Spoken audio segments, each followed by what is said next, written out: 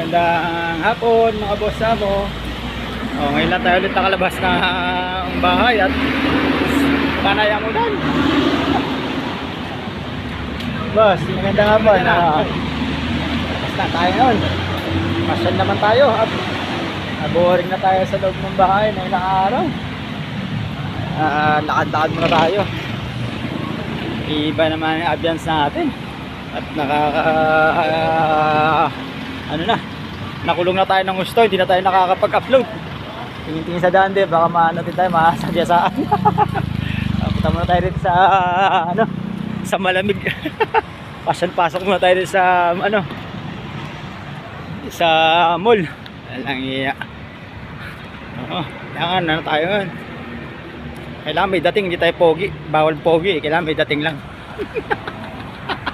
Kasi pag pogi, mga sikat yun, mga mayaman. Dapat may dating lang. Parang anak lang ng magsasaka. Ayun, anak lang ng magsasaka tayo. Pasok na tayo sa mall.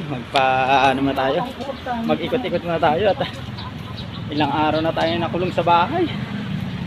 Yung mga boss, yung mga followers natin. Thank you sa mga solid followers and viewers natin. Malapit na tayo mag 23k followers mga boss mo. Kaya nakakatuwa. Special muna ang anak ng magsasaka, si Joel, habang tumigil ng ulan at baka mamaya mag-ulan na naman. 4 na bagyo daw ang papasok dito ngayon sa atin sa Pilipinas. Naku po, wag naman, kawawa naman kami mga mahihirap. Nagmahal na ang gasolina. Mag-uulanin pa kami. Sana ulan lang, walang bagyo. Dito lang tayo, mag-ikot lang tayo, wala tayong pera. Tamang libang lang tayo, tamang ikot lang. Tingin lang tayo ng mga gamit at saka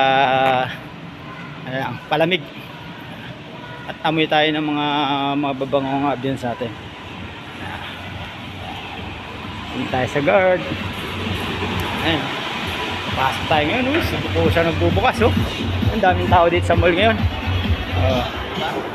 Ayan. Daming tao pala.